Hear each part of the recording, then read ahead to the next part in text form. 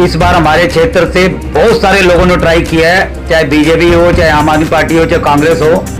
हमारे सामने भी हमारे से मिलने भी कम से कम 20 कैंडिडेट तो आ चुके हैं।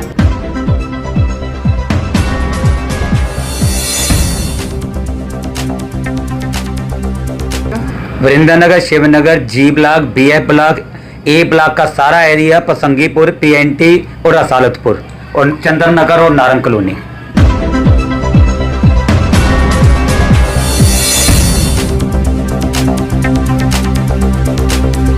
नाम के करीब आम आदमी पार्टी में, 4 नाम के करीब बीजेपी में।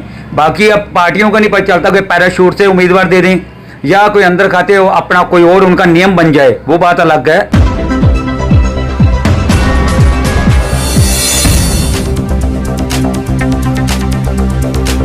ये तो मेरे को लग रहा है उम्मीदवार जो अपने आप को मान रहे हैं ये उन्होंने तय कर रखा है। मुझे तो अभी तक ये भी नहीं महसूस हो रहा कि पार्टी ऊपर चिंतन भी कर रही है, और अगर अभी तक कोई ऐसा सिग्नल किसी पार्टी से मिला नहीं है। लेकिन जिस तरीके से ये उम्मीदवार कर रहे हैं ना, तो इन्होंने मेरे को लग रहा है अपना अपना एरिया पहले ही बांट लिया है।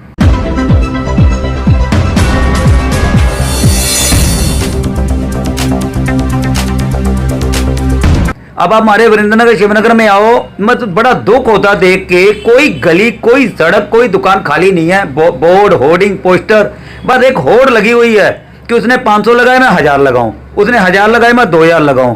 लेकिन मैं एक मैसेज देना चाहता हूं सारे उम्मीदवारों को कि आप अगर लड़ना चाह रहे हैं तो इस तरह से एरिया को गंदा करके आप नहीं जीत सकते। आपको एरिया को मैसेज देना होगा, एरिया के सामने अपनी इमेज बनानी होगी। एरिया आपके काम को देखकर वोट देगा, होर्डिंग को देखकर वोट नहीं देगा। तो ये चीज रुकनी चाहिए, या ये रोकें या फिर सरकार को कुछ करना चाहिए।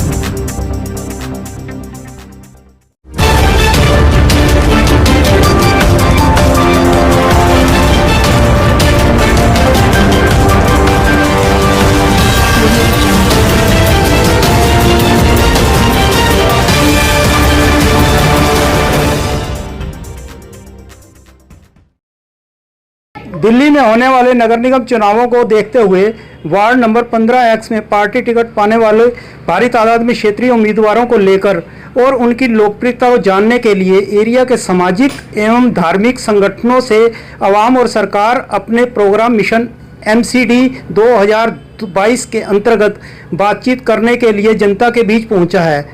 आओ हम आज बात करते हैं जनकपुरी 15S वार्ड से यहाँ के फेडरेशन के प्रधान सरदार लवली कोहली जी, जिन्होंने पिछले समय कोरोना काल में लगातार ज़रूरतमंदों और पीड़ितों की सेवा करके सबको एक मैसेज दिया कि सेवा इलेक्शन लड़ने का नाम नहीं, सेवा कर्म के लिए ही की जाती है।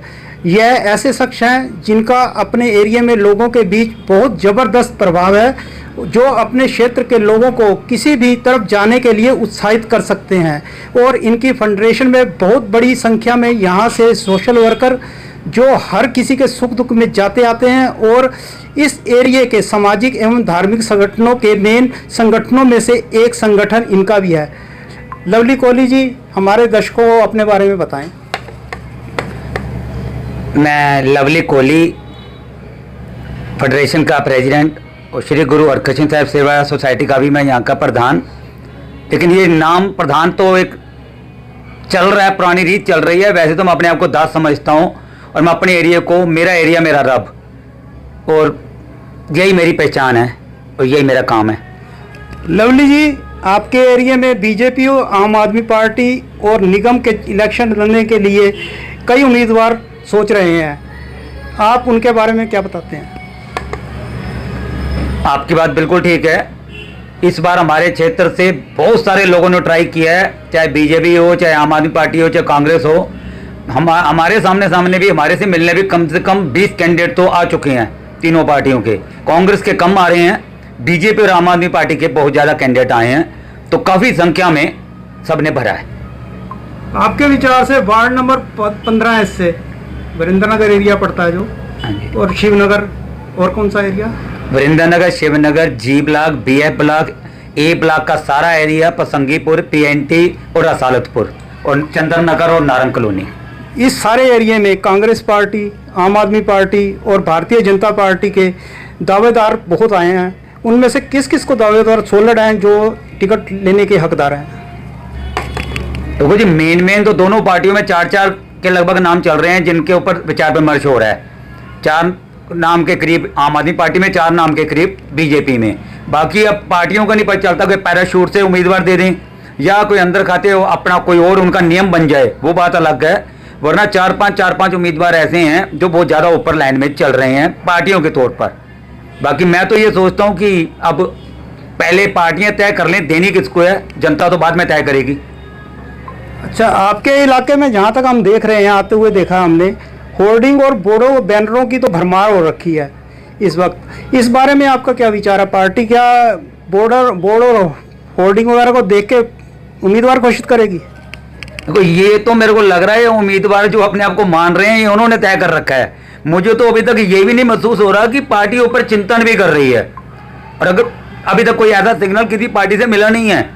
लेकिन जिस तरीके से ये उम्मीदवार कर रहे हैं ना, तो इन्होंने मेरे को लग रहा है अपना एरिया पहले ही बांट लिया है। अब आप हमारे वीरेंद्रनगर शिवनगर में आओ, मतलब बड़ा दुख होता देख के, कोई गली, कोई सड़क, कोई दुकान खाली नहीं है। बोर्ड, होर्डिंग, पोस्टर, बस एक होड़ लगी हुई है कि उसने 500 लगाए मैं 1000 लगाऊं, उसने 1000 लगाए मैं 2000 लगाऊं। लेकिन मैं एक मैसेज देना चाहता हूं सारे उम्मीदवारों को कि आप अगर लड़ना चाह रहे हैं तो इस तरह से एरिया को गंदा करके आप नहीं जीत सकते। आपको एरिया को मैसेज देना होगा, एरिया के सामने अपनी इमेज बनानी होगी। एरिया आपके काम को देखकर वोट देगा, होर्डिंग को देखकर वोट नहीं देगा। तो ये चीज रुकनी चाहिए, या ये रोकें या फिर सरकार को कुछ करना चाहिए। अच्छा, आप हमें ईमानदारी से बताएं कि आम आदमी पार्टी, भारतीय जनता पार्टी में सबसे ज़्यादा प्रभाव इस वक्त किसका है? देखो जी, इस क्वेश्चन में मैं अभी पार्टी के ब्याह पे कुछ नहीं बोलूंगा, ये तो जब समय आएगा तब बोला जाएगा। लेकिन आपको एक आश्वासन देता हूं कि हमारे एरिया में पार्टी से ज्यादा इस बार चेहरा चलेगा। मेरे ख्याल में, अब ये भी शब्द गलत है, दिल्ली में पार्टी से ज्यादा बेहतर चेहरा, निगम में हमेशा चेहरा चलता है, एमएलए में आगे पार्टी काफी % तक चलती है, एमपी में टोटल पार्टी चलती है, लेकिन काउंसलर में चेहरा चलता है। जहां पर जो व्यक्ति सोशल वर्कर है, जो काम करता है, जिसने एरिया के लिए कुछ किया है, ये नहीं कि पिछले 15 दिन में ही शुरू हो गए और टिकट मांग ली। इसमें तो जो पुराना सोशल वर्कर है, जिसने एरिया के लिए काम किया है और जो एरिया को एक तरह से दिखाएगा कि मैं तुम्हारे लिए क्या कर सकता हूं, वो ही जीत के काबिल होगा। और हम भी समर्थन उसी को देंगे जो हमें विश्वास दिला देगा कि वो हमारे एरिया के लिए, हमारे एरिया की मांगों को लेकर, हमारे एरिया के कामों को लेकर वो कुछ करेगा। नहीं तो पार्टी के व्याप पे हम समर्थन नहीं देंगे, हम व्यक्ति के व्याप पे समर्थन देंगे। अच्छा, आपके इधर लेडीज सीट हो चुकी है, जो सारे जितने भी बंदे थे, कैंडिडेट थे, उन्होंने अपनी पत्नियों को आगे कर दिया या किसी घर की लेडीज को आगे कर दिया। चर्चा में यह भी है कि लवली जी का प्रभाव इस एरिया में ज़्यादा है। क्या आप भी अपने किसी लेडीज घर की महिला को उतारना चाहेंगे मैदान में? मेरे एरिया में ये बात चर्चा बहुत ज़्यादा है। पहले लोग मेरे तक आते थे, मुझे कहते थे लवली जी आपने जरूर लड़ना है, हम आपके साथ हैं, चाहे आप निर्दलीय आ जाओ। अब जब मैंने मना किया तो उन्होंने सोचा कि इनके घर पहुंचे, अब मेरे घर जाना शुरू कर दिया है मेरी वाइफ के पास। लेकिन मेरे को पता है कि ना मेरे घर में मैंने इलेक्शन लड़ना है, मेरी वाइफ ने तो बिल्कुल, मैं तो ये कहता हूँ मैंने नहीं लड़ना, यहाँ के रुक जाता हूँ। मेरी वाइफ ने तो किसी कीमत पे नहीं लड़ना है।